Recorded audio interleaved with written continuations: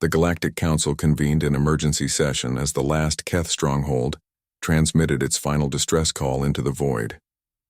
Representatives from 1,000 worlds sat in stunned silence as the tactical displays showed empty.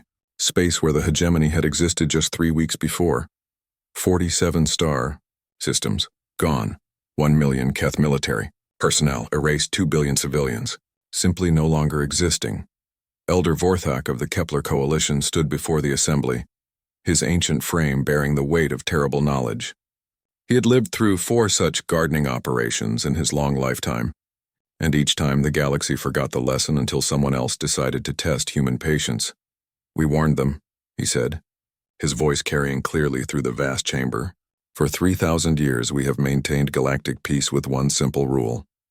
The Keth chose to ignore that rule. The representative from the Altarian Collective, a young diplomat named Zix who had never witnessed human warfare, rose from his seat. "Elder Vorthak, surely there must be some mistake.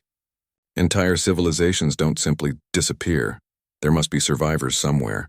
Refugee ships, hidden colonies, something." Vorthak's 6 arms moved in a gesture of profound sadness. "Young Zix, you misunderstand the nature of human problem-solving. When they decide something is a threat to those under their protection, they don't defeat it or contain it. They remove it completely, ensuring it can never threaten anyone again." Captain Hyunwoo sat in the human delegation section, once again wearing his simple diplomatic uniform. His face showed no emotion as he listened to the debate around him. Lieutenant Bora, now promoted to Commander Bora, sat beside him, still processing what she had witnessed over the past 3 weeks. The transformation back to peaceful service had been as swift and efficient as the transformation to war. The ships that had erased the Keth from existence were already being converted back to exploration and trade vessels. The crews that had systematically eliminated an entire species were returning to their jobs as teachers, engineers, artists, and farmers. "The humans are not conquerors," Elder Vorthak continued, addressing the confused and frightened younger species. "They are not empire builders. They are gardeners, and you, young species, must understand what that means." He activated a holographic display showing the galaxy's political map. Vast territories controlled by various empires, federations, and alliances spread across the stars. In the middle, relatively small compared to the others, was human space. "Look at this map," Vorthak said. "The humans have had the technology to conquer the entire galaxy for over 2 centuries. They could have built an empire spanning from rim to rim. Instead, they chose to build but this." He highlighted the modest boundaries of human territory. "They want only enough space for their people to live in peace. Everything else they leave to us." The Centauri Republic's representative, Admiral Krex, leaned forward. "Then why do they have such fearsome weapons? Why build tools capable of erasing star systems if they truly want peace?" "Because peace requires maintenance," Vorthak replied. "A gardener tends his plants with infinite patience, but he also keeps tools to remove weeds that might choke out the garden. The humans are very good gardeners." War Prime Gex had been found in the ruins of his final command bunker on the last Keth world.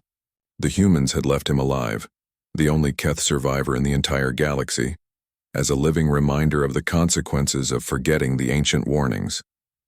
He sat now in a secured section of the council chambers, his mind broken by witnessing the complete erasure of his species.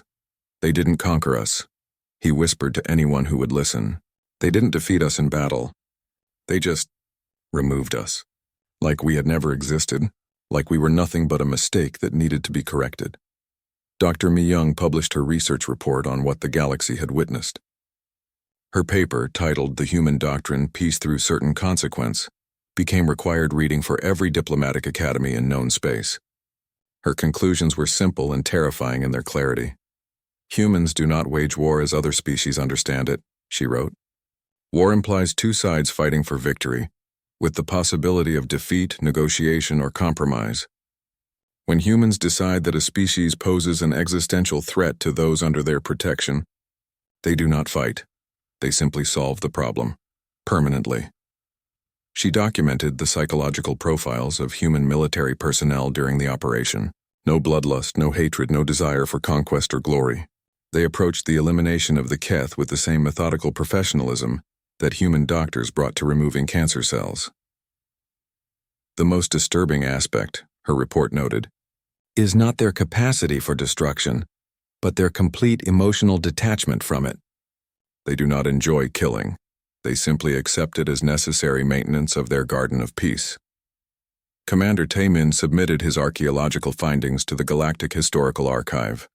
His documentation of 13 extinct civilizations told the same story with minor variations. Species that had tested human patience, ignored the warnings, and paid the ultimate price. The pattern is consistent across millennia, his report concluded. Humans give every species multiple opportunities to coexist peacefully. They offer trade, cultural exchange, scientific cooperation, and diplomatic solutions to conflicts. But when a species chooses to harm human civilians, especially children, the response is swift and absolute. The ruins he had studied showed no signs of battle damage, no evidence of prolonged conflict, just empty cities, silent monuments, and the gradually fading traces of civilizations that had simply stopped existing one day.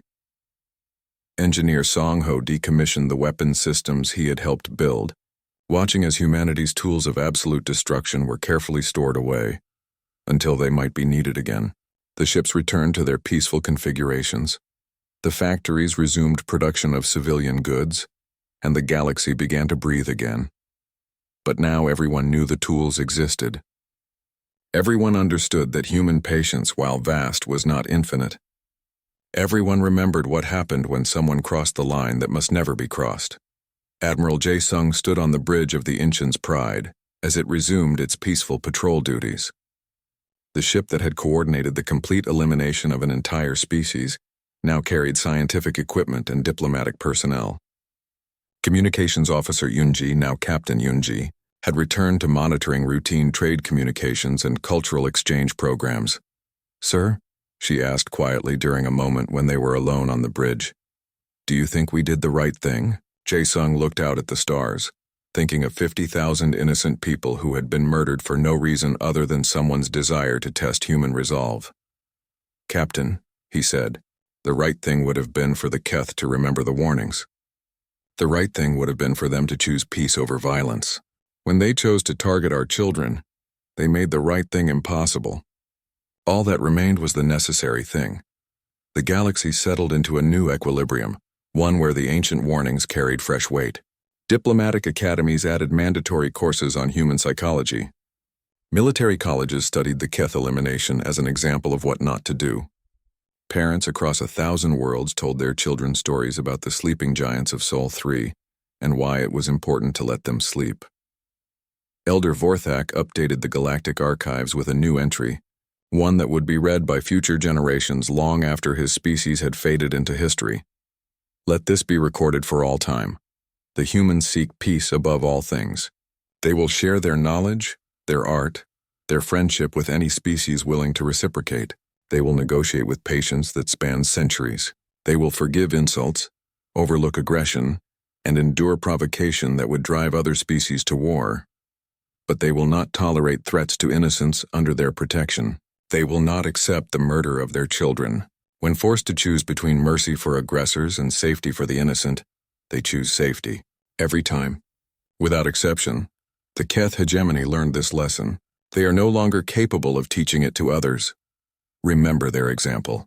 Remember the warning. Never provoke the humans. Captain Hyunwoo returned to his diplomatic duties, once again representing humanity's peaceful intentions to the galaxy. But every alien delegate who met him now saw something new in his eyes, the certain knowledge that behind his quiet words and patient negotiation stood the absolute power to erase entire civilizations from existence. The sleeping giants had awakened, reminded the galaxy why they were feared, and returned to their slumber. The garden of galactic peace was tended once more. Its weeds removed, its flowers protected. War Prime Gex, the sole survivor of his species, spent his remaining days in a comfortable facility designed for the mentally broken. He would live for many years, a walking reminder of what happened when someone forgot the simple rule that had kept peace in the galaxy for millennia. In his lucid moments, he would whisper the same warning over and over. They're not warriors. They're not conquerors. They're gardeners, and they have very sharp pruning shears. The galaxy listened and remembered and was peaceful, for now. The pruning was about to begin. The first Keth system died in 3 hours and 17 minutes. Keth Prime was the hegemony's most heavily defended frontier world, protected by 200 warships, orbital defense platforms, and the finest warriors their species had ever produced. The system's commander, War Leader Vex, had fought in 37 battles and never known defeat. He was reviewing patrol reports when his sensors detected 30 unknown contacts dropping out of hyperspace at the system's edge. 30 ships against his 200. He almost laughed. "Unknown vessels, you are entering Keth space without authorization," Vex transmitted.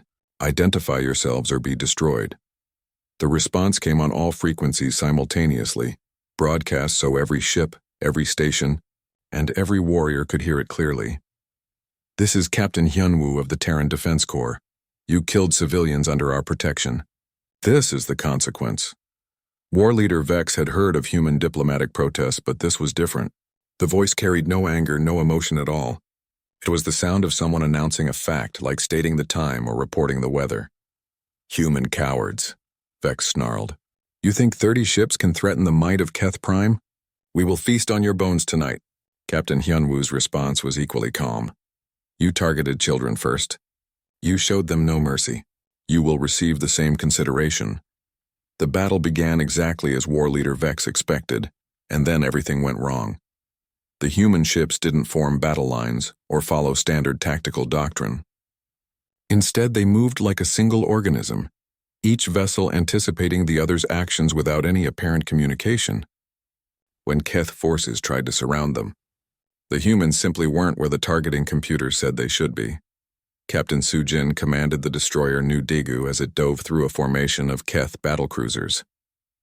Her ship took hits that should have been fatal: hull breaches, engine damage, weapon systems offline. But instead of retreating, she rerouted power from life support and rammed her crippled vessel into the enemy flagship. The explosion lit up the darkness of space like a new star. Commander Jinho watched his destroyer Pusan's Will get boarded by Keth warriors. His crew fought them deck by deck, room by room, but the aliens kept coming. As the enemy reached his bridge, Jinho looked at his tactical officer and nodded. "For the children of the peaceful dawn," he said quietly, and detonated his ship's reactor. 3 Keth vessels vanished in the blast. Admiral Jae Sung coordinated. The fleet from the bridge of the Incheons pried with the methodical precision of a surgeon performing an operation. Each move was calculated, each loss acceptable. Each victory bringing them closer to the solution of their problem. "Admiral, Communications Officer Yunji reported, we're receiving surrender requests from multiple Keth vessels." "Denied," Jae Sung replied without hesitation. "They had the opportunity to surrender when they chose their targets. Continue the operation." War Leader Vex watched his supposedly invincible fleet crumble around him. The humans fought like demons, taking damage that should have stopped them and continuing to fight. When their weapons failed, they used their ships as weapons. When their ships were crippled, the crews fought with whatever they could find. But what terrified him most was their coordination. 200 Keth ships commanded by experienced officers were being systematically destroyed by 30 human vessels that moved as if controlled by a single mind. No hesitation, no confusion, no wasted motion. Just perfect, deadly efficiency. "All ships retreat to the inner system," Vex ordered. "We'll make our stand at the orbital platforms." Captain Hyunwoo's voice came over the communications again. "There is no retreat from consequences, War Leader. You chose to murder innocents. Now you learn the price." The orbital platforms had been built to withstand siege by entire fleets. Their shields could absorb the firepower of capital ships. Their weapons could destroy approaching vessels at extreme range, and their armor could withstand direct hits from planet-killer weapons. The humans ignored them completely. Instead of attacking the platforms, the human ships dove toward the planet itself. War Leader Vex realized with growing horror what they intended. "Not conquest, not occupation, complete sterilization. You can't," he transmitted desperately. "There are billions of civilians on that world. Non-combatants. Children!" Captain Hyunwoo's response was delivered in the same calm, emotionless tone. "You should have considered that before you showed our children the same mercy." The weapons the humans used weren't in any galactic database. They didn't just destroy, they erased.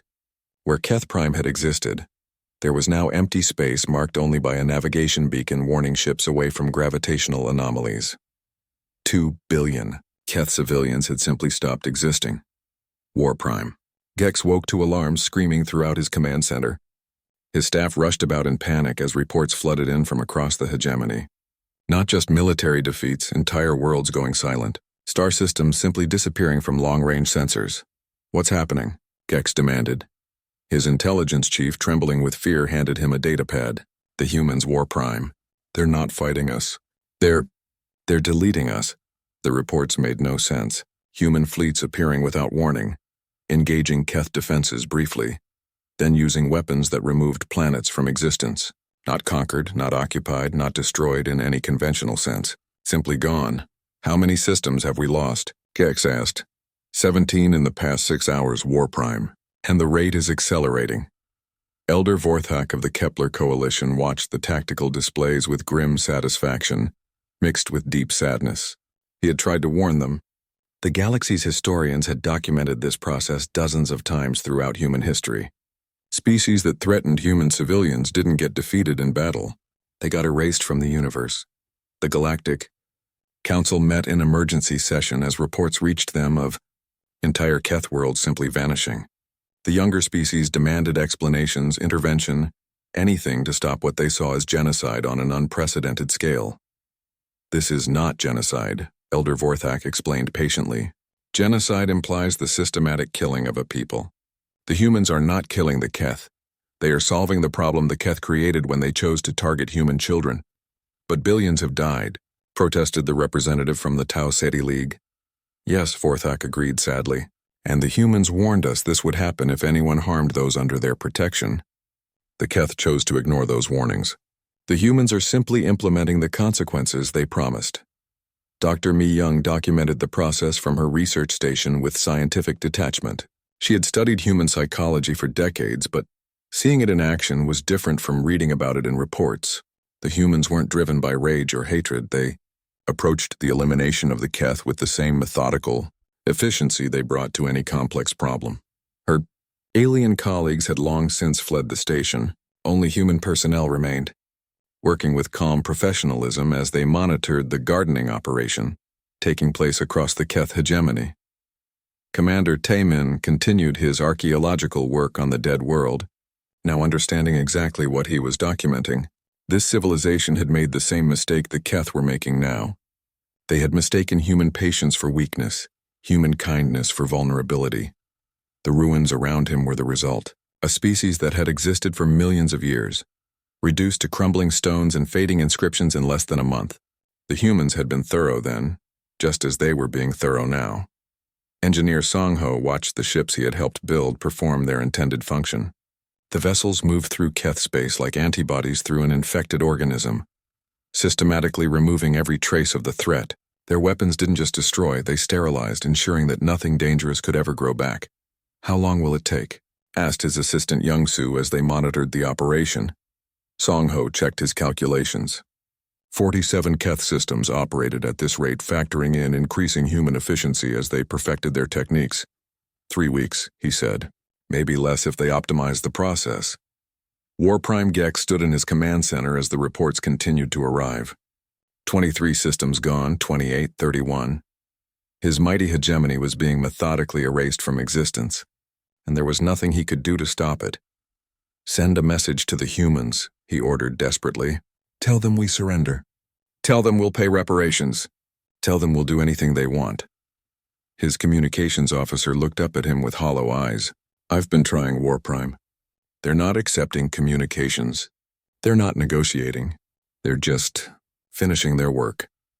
Captain Hyun Woo received the surrender messages but didn't bother to respond. The Keth had made their choice when they targeted civilian quarters first. Now they were learning that choices had consequences, and some consequences were permanent. Captain, Lieutenant Bora said quietly, we're receiving reports that some Keth worlds are trying to evacuate their populations.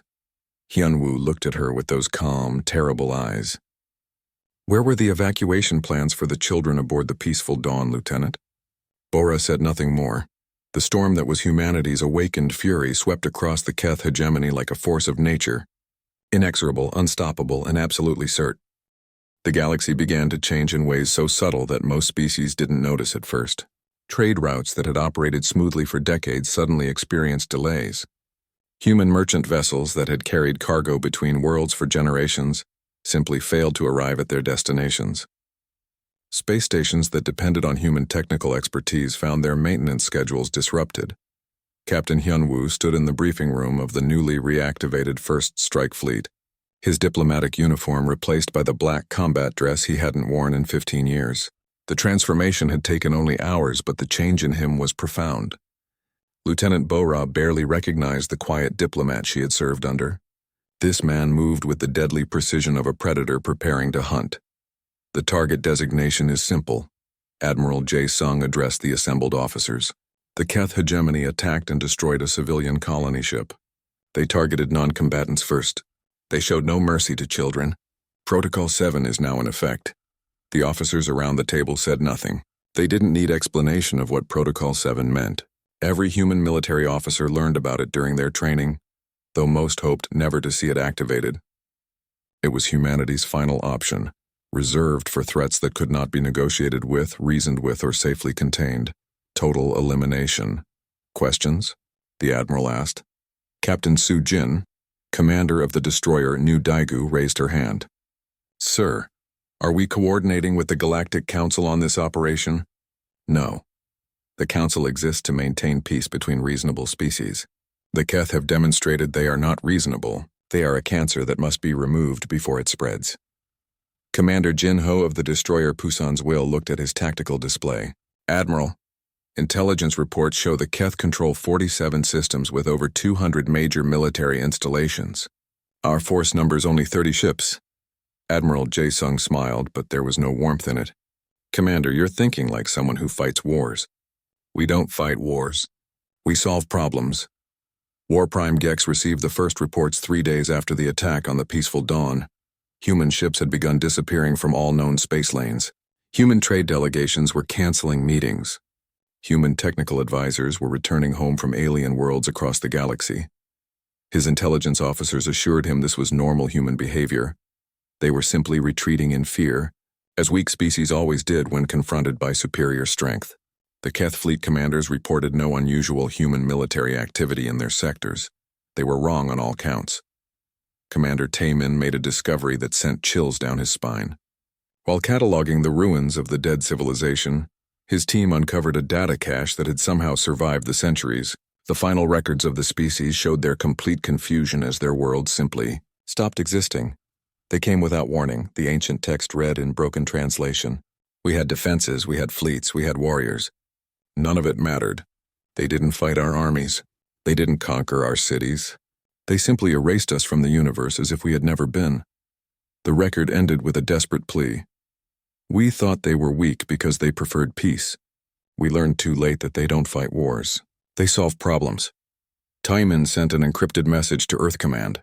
The archaeological evidence was clear. When humans decided to eliminate a threat, they did so completely and permanently. The galaxy was about to witness that process again. Dr. Mi Young watched her alien colleagues at the research station with growing fascination. Their behavior patterns were textbook examples of prey species sensing an approaching predator. The Altarians had developed nervous tics. The Centauri representatives kept checking their communication devices for messages from home. The Vegan Confederacy researchers had started hoarding food supplies.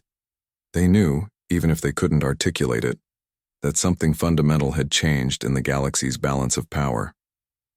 The sleeping giant was waking up, and every instinct developed over millions of years of evolution was screaming at them to run. Dr. Mi Young, her research partner, a crystalline being named Zephyr, approached her nervously. My government has recalled me for urgent consultations. I'm told this happens sometimes when humans are upset about something. Mi Young nodded understandingly. Of course. Thank you for your work here. I hope we can continue our research together soon. After Zephyr left, Mi Young accessed her classified research files. She had been documenting this phenomenon for years, how alien species reacted when humanity's protective instincts were triggered. The behavioral patterns were remarkably consistent across different physiologies and cultures. Fear was apparently a universal language. Engineer Song Ho worked 18-hour shifts as the Martian shipyards operated at maximum capacity. The ships being constructed were unlike anything he had ever seen. They incorporated technologies that had been theoretical for decades, systems that had been studied but never implemented, weapons that existed only in the nightmares of enemy strategists. But what struck him most was their purpose. These weren't ships designed to fight battles or win wars. They were tools designed for a single task, the complete and permanent removal of a threat. Every system, every weapon, every piece of equipment served that singular goal. "What are we building?" asked his assistant Young-Soo, as they watched another hull take shape in the construction bay. Song-Ho looked at the elegant, deadly lines of the vessel and remembered stories his grandfather had told about. The last time humanity had been forced to tend their garden. "We're building the end of someone's story," he said. Quietly, Elder Vorthak of the Kepler Coalition sent increasingly desperate messages to War Prime Gex. Each message was more urgent than the last, trying to explain what the Keth leader had unleashed. "You don't understand," Vorthak's final transmission read. "The humans aren't preparing for war. War implies two sides fighting for victory.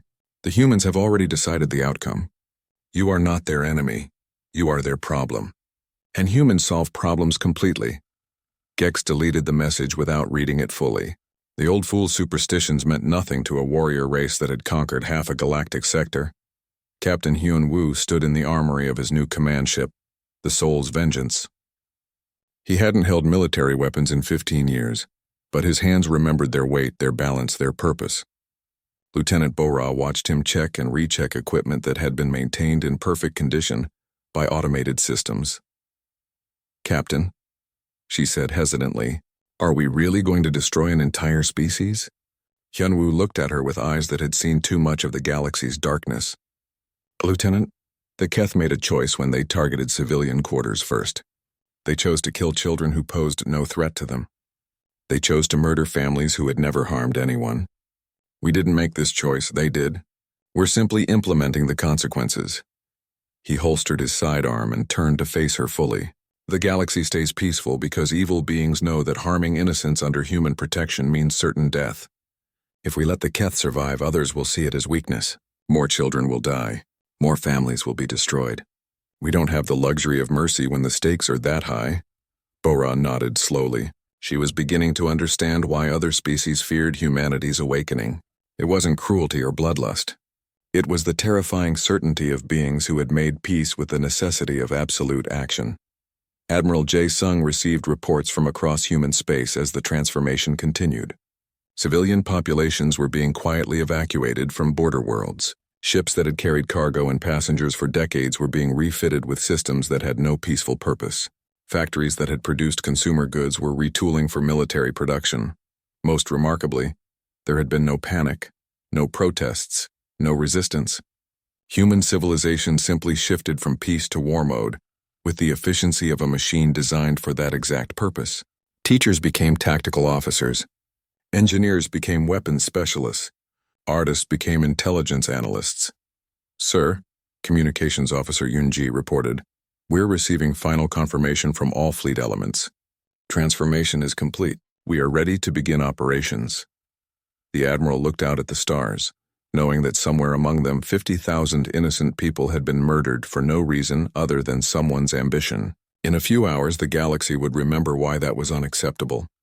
"Signal all commands," he ordered. "Operation Gardener is authorized. Begin the pruning." War Prime Gex celebrated the 5th day after his victory with another feast. His intelligence reports showed no human military response, no gathering fleets, no diplomatic protests. Just the cowardly withdrawal of a weak species that had finally been shown its proper place in the galactic order. He went to sleep that night, dreaming of the conquests to come, of the human worlds that would soon bow before Keth might, of the empire that would span half the galaxy. He would never wake up again. In the darkness between stars, 30 human ships moved toward their first target. They traveled in perfect silence, their hulls absorbing scanner beams, their engines producing no emissions, their crews operating in the disciplined quiet of gardeners preparing to remove weeds from their carefully tended garden. The emergency alert reached every human facility in the galaxy at exactly 0347 Standard Galactic Time. Red priority. Maximum encryption. Eyes only for senior command personnel. Admiral Jae-sung read the message 3 times before the full meaning sank in. His hands, steady through decades of military service, trembled slightly as he set down the data pad. Communications Officer Yoon-ji watched her admiral's face change from calm professionalism to something she had never seen before. It was the look of a sleeping giant opening its eyes. "Admiral?" she asked quietly. "Send flash traffic to all commands," Jae-sung said, his voice carefully controlled. "Activate Protocol 7, Authorization Alpha 0779. Yoon-ji's fingers froze over her console. Protocol 7 had never been activated. It existed only in classified manuals and the nightmares of enemy strategists. She looked at her admiral one more time, hoping she had misheard. "Sir, did you say Protocol 7? "Execute the order, Lieutenant." The Peaceful Dawn had been humanity's newest colony ship, carrying 50,000 civilians to establish the new Busan colony in the Kepler 438 system. Families, children, elderly couples looking for a peaceful retirement among the stars, young professionals seeking new opportunities. The ship's manifest read like a celebration of human diversity and hope. Do Hyun had been the ship's chief engineer. He had worked for 30 years to earn his position aboard a colony vessel, dreaming of helping build humanity's future among the stars. His wife, Jinhye, taught primary school. Their twin daughters, So-young and So-jin, were only 8 years old.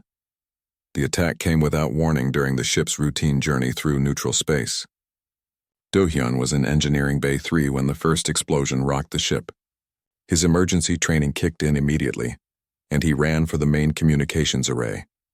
The attacking vessels were unknown configurations, but their tactics were clear. They targeted the civilian quarters first, not the engines, not the weapon systems, not the command deck. The sections where families slept, where children played, where the elderly gathered to share stories of Earth. Do-hyun's last transmission was brief and filled with static. "Mayday, Mayday. This is the colony ship Peaceful Dawn. We are under attack by unknown vessels in the Tau Ceti neutral zone. They are not responding to hails. They are firing on civilian quarters first. I repeat, they are targeting non-combatants. Please tell our families we tried to." The transmission cut to silence. War Prime Gex of the Keth hegemony stood in his command center, watching the tactical display with satisfaction. His warriors had performed well. The human vessel had been eliminated cleanly, with no survivors to complicate matters. His intelligence officers had assured him that humans were weak, preferring negotiation to action. Their reputation for military prowess was nothing but propaganda designed to intimidate lesser species. The Keth hegemony controlled 47 star systems and commanded the most feared military force in their sector of the galaxy. They had conquered dozens of worlds and enslaved hundreds of species. Their warrior tradition stretched back thousands of years, and they had never lost a war. Gex dismissed the worried messages from the Galactic Council with contempt. Elder Vorthak's warnings about never provoking the humans were the superstitions of old fools. The galaxy had grown soft under human protection, but the Keth would restore the natural order where strength ruled. "Send word to all fleet commanders," Gex ordered. "Human shipping is now considered fair prey. Their colonies are legitimate targets. The age of human dominance ends now." Captain Hyun-woo received the news while en route back to Earth from the council session. He was in his private quarters, reading reports from various diplomatic missions when Lieutenant Bo-ra knocked on his door. Her face was pale, and she carried a sealed data pad that required his biometric authorization to open. The captain read the report in complete silence. Bo-ra watched his expression change, though the changes were subtle. A slight tightening around his eyes, a barely perceptible straightening of his shoulders. When he looked up at her, she saw something in his gaze that reminded her why humans had earned their reputation among the stars. "Lieutenant, send a message to command. Tell them Captain Hyun-woo requests immediate reassignment to active military duty. Sir, you're a diplomatic officer now. You've been civilian track for 15 years. Not anymore." He stood and moved to his personal locker, removing items that Bo-ra realized had never really been put away. "Also, Lieutenant, you're about to see why the galaxy fears us. I hope you're ready." Commander Taemin was cataloging artifacts on the dead world when the priority message reached his research vessel. The ruins around him suddenly took on new meaning as he read about the attack on the Peaceful Dawn. This civilization had made the same mistake the Keth had just made. They had mistaken human kindness for weakness. The archaeological evidence was clear. This species had been advanced, peaceful, and prosperous. They had built beautiful cities, created magnificent art, and developed philosophy that emphasized harmony with nature. They had also attacked a human medical ship during a plague outbreak, killing the doctors and nurses who had come to help their dying children. The ruins were 400 years old. Every Keth leader should have studied them. Dr. Mi-young watched from her research station as her alien colleagues began requesting emergency transport home. They didn't know about the attack yet. The news wouldn't become public for several hours. But somehow they knew. The galaxy's older species had developed an instinct for sensing when the humans were about to remind everyone why peace was preferable to war. Her research had shown her something fascinating about human psychology. Most species fought wars to gain something. Territory, resources, power, honor. Humans fought wars to fix problems. And once they decided something was a problem, they addressed it with the same methodical thoroughness they brought to engineering projects or scientific research. The Keth hegemony had just become a problem. Engineer Song-ho was working the night shift at the Martian shipyards when the emergency production orders came through. Assembly lines that had been dormant for decades suddenly roared to life. Raw materials that had been stored in deep warehouses were moved to active production bays. Workers who hadn't seen military construction specifications in their entire careers suddenly found themselves building ships designed for purposes that weren't listed in any public manual. Song-ho had been 5 years old when humanity's last gardening operation had taken place. He remembered the adults whispering, remembered how every human colony had gone quiet for exactly 1 month, and remembered how his parents had hugged him extra tight during that time. Now he understood why. The ships being built weren't like anything in the current human fleet. They were sleek, efficient, and carried no designation markings. Their purpose was singular and terrible. They weren't meant to fight wars or win battles. They were meant to solve problems permanently. Admiral Jae-sung stood on the bridge of the Incheon's Pride as reports flooded in from across human space. Colony worlds were recalling their civilian populations. Trade ships were returning to port. The great human merchant fleet that had carried peace and prosperity throughout the galaxy was quietly disappearing from space lanes, but other ships were taking their place. Admiral, Communications Officer Yoonji reported, "We're receiving confirmation signals from all fleet elements. Protocol 7 is now active across all human military commands." The Admiral nodded. Protocol 7 was simple in concept but terrible in execution. It was humanity's response to genocide. Not war, not battle, not conquest. Complete and total elimination of any threat to human civilians. "Send word to the Galactic Council," Jae-sung ordered. "Inform them that the Terran Defense Forces are now operating under emergency protocols. All non-essential alien vessels should avoid human space until further notice." "Sir, should we specify the duration?" Admiral Jae-sung looked out at the stars, thinking of 50,000 innocent people who had simply wanted to build a new home among them. Thinking of children who would never grow up, of families torn apart by someone's ambition and cruelty. "No, Lieutenant. This ends when the problem is solved." War Prime Gex celebrated his victory with a feast in the traditional Keth manner. His warriors recounted the battle with growing embellishment, describing the panic of the human civilians and the ease with which their ship had been destroyed. Songs were sung about the return of proper order to the galaxy. None of them noticed that human ships had begun disappearing from the trade routes. None of them realized that quiet installations throughout human space were suddenly busy with activities that hadn't been seen in generations. The galaxy held its breath, waiting for humanity's response. The older species remembered what that response would look like. The younger ones were about to learn. In deep space, far from any inhabited system, the first human war fleet in over 80 years began to form.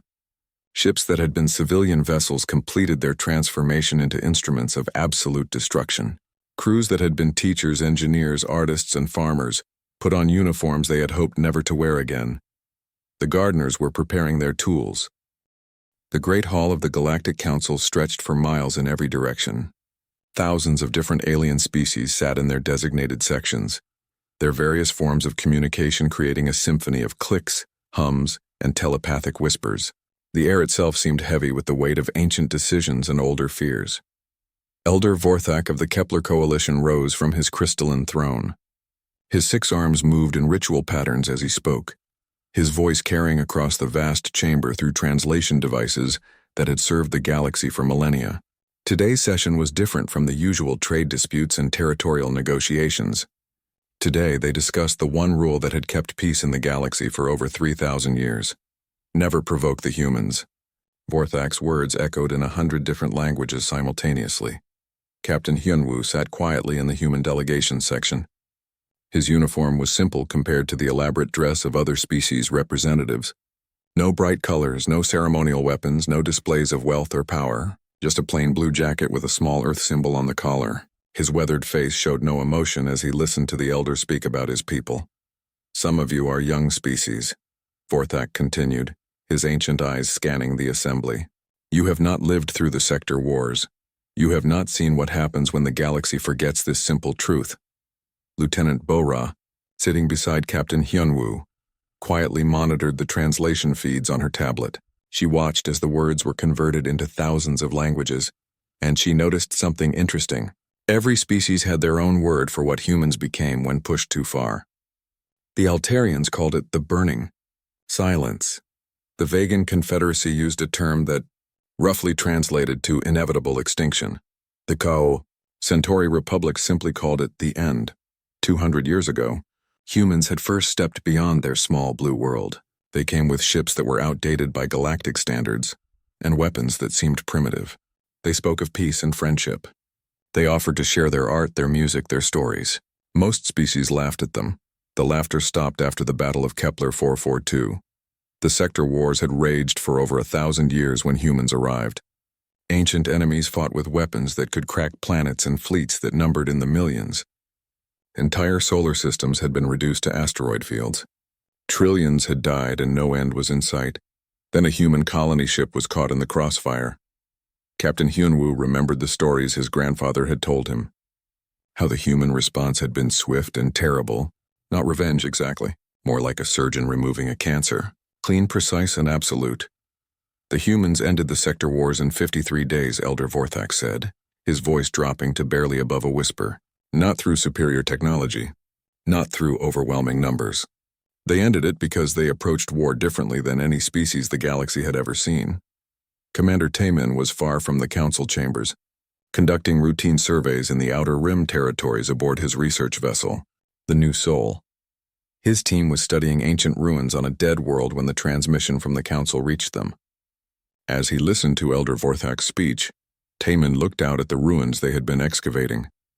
The civilization that had built these cities had been advanced, peaceful, and prosperous.